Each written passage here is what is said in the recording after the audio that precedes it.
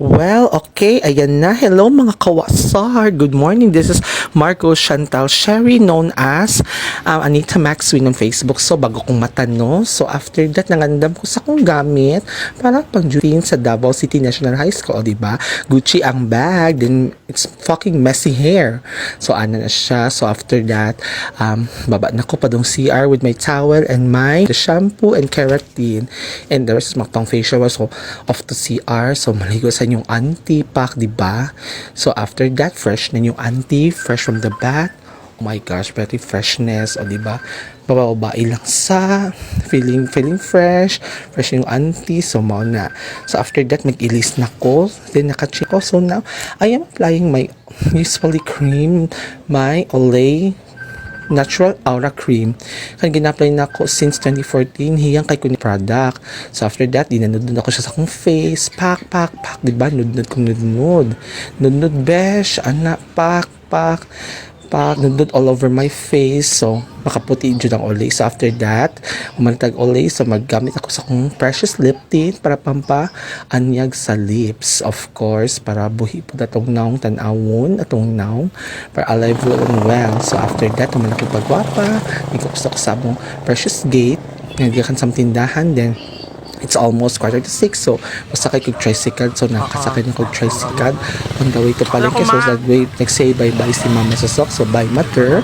So I'm on my way to Bangkirahan Market para palit og lamas o karne sa sisig sa canteen ag sa pork chop. So trafficking Palengke sa Bangkirahan kada buntag, guys, grabe oh.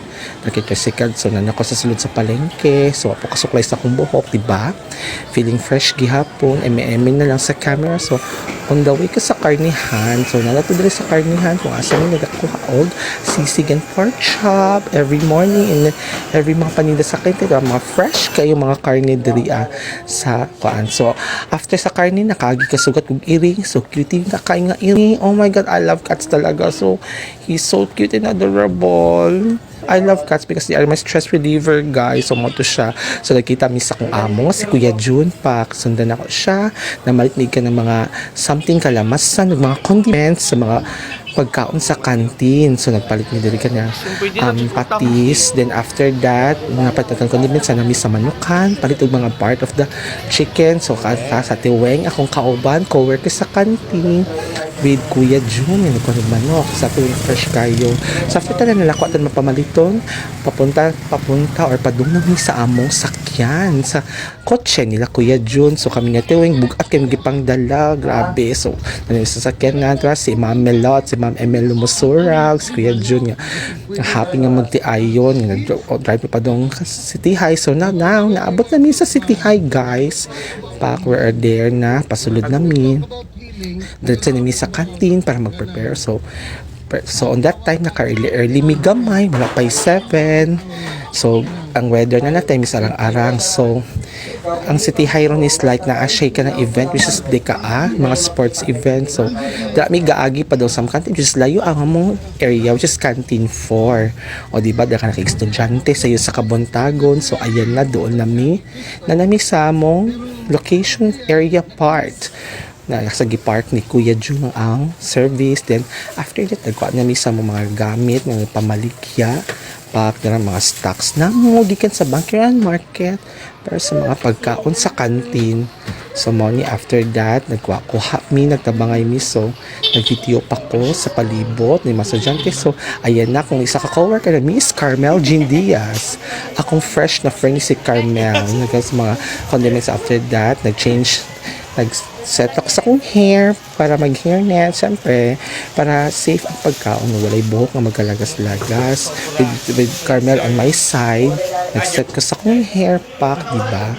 Para fresh looking. So, nag-set ko sa akong apron para limpyo ang akong t-shirt na akong uniform.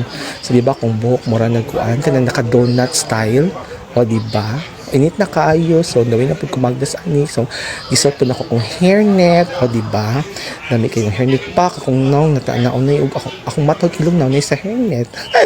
Okay, so diba, o pack feeling fresh gapon. So after that, nag-prepare na mi sa amo mga stock maluton sa canteen, yung prepare na ko ang pansit sa among batchoy, which is ang atake very mekos ang style pack, di ba? O so man ka lisod na ako limpyo kaduha o gihugas ang pansit batchoy nga tag-try ta sa canteen sa City High. O di ba very mekos. So after that, focus ako sa sa trabaho. So jump off na ka sa recess time. So mo kanina recess time na sa canteen, may mga estudyante manulod pampalit sa precious sisig ni Kuya Jun. So kusog kayang sisig dara sa canteen 4, o diba? Dara sa akong pwesto, naghatag ko ka ng batchoy. Which is batchoy sa baboy ni tag-30. So jump off na tanaw man ang recess. So nagtrapon ako sa tubang sa kaliso. May mga estudyante nag-say hi, o diba? So sa kinsa monta, makita niyo kong video. So nagtrapon ako sa tubangan. Then after that, later on, nag-breakfast kami together with Ate Weng, Kuya Jun, and Carmel. O diba, mga unta ninyo. So ang sudan na that time is something gulay nga ginataan and eating the rice nga kanang gikan sa paglungag. So after that, pamahaw. Siyempre wala mingo-mingo pagamay, so mag-eme sa tas tong face pack, diba? Ganun. So jump off na ta sa paudto. So it's almost 1 o'clock. So na si Ma'am Emelot, teacher namo, at the same time amo. So later on sessions ni Carmel ug Ate Weng pack, diba? Feeling pretty pa eme lang sa camera. Then nag-prepare na pod og panglamas para sa sisig part 2 sa kahaponon. So nadala ang bana sa principal nga si Sir Magno na nasa kong likod. Kanang syempre nasa nag-prepare ko sa mga lamas kanang sibuyas at saloy o kemeru and the rest. Naning jud auntie naning kay gina-advance sa mong prepare mo kan para maluto siyang sisig. So after that, jump off na ta sa afternoon recess pack. Part 2, recess sa hapon. Ang recess sa city sa canteen for every recess kada 3 to 4 p.m. dyan na siya. So nag-serve ko batchoy na po sa mga mamalitay.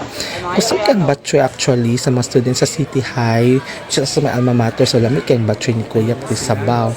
So mo ni mga nangaon pak sa canteen kaya mga suki labs na ako, mga grade 9 Palkata boys. Kana si Thomas James, la Evanix, la Rayo, o si Jomazik, o kanipod, mga major suki ako, sila Hans, o kato sila John Calendares. So after sa recess, nangaon nami, so kato isa po ni si James Philip nga nangaon mi sa among gipangkaon nga sobra. So after that, after sa mga sorry ginagmay sa mga pastel nga nahurot. So after that, sa mga sorry lipot-lipot, preparing na manghugas sa mga plato, mga gamit. Okay, it's time to go home na. After that, di ka nag-inventory, nagkwenta, and everything and all. Nanghugas ako sa mga gamit, kaldero, plato, and everything. So after all, when I finish, nag-ilisa din yung anti-pack, naka-off shoulder na stripe. Very feeling fresh gihapon, pero wapo ka-retouch na sintanan kaysa. So kanada tayo nag-ulan man, no? So humana ko sa work sa canteen. So on the way ko kay Miss Jolly Girl, shout out kay Jolly Girl Kemfet 52. So mo ni siya si Ma'am Jolly Soleva, pack fresh kinyo iyaan blandina amag. And after that, ato mi siyang teen center sa City High, ang teen center ng bayan, which is dako kay space. Sige, TikTok dire para Jolly Girl nagipanukad na giasikaso na kwarta tong sanghalin sa spaghetti. So ayan na. So after that, umanatan na si kaso TikTok chika. So finally nakauwi na jud. So thank you so much guys for watching my mini vlog, and follow me in my Facebook guys. Also like my page Margo Chantal Artistry. So nanagad ko sa kung kailangan silingan sa Tiligaya for me teachers compassion. So thank you so much everyone again guys for watching my mini vlog camero, and see you in my next vlog soon. Amping ka kanunay guys, and mga kawasar, I love you all mga kawasar.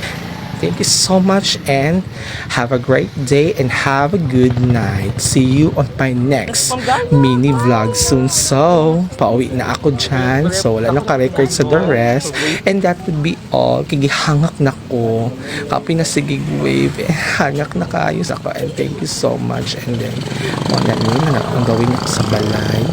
So final, sige ra kong thank you anino. So thank you so much again guys everyone for watching mini vlog, and see you on my next vlog soon mga kawasar, and bye.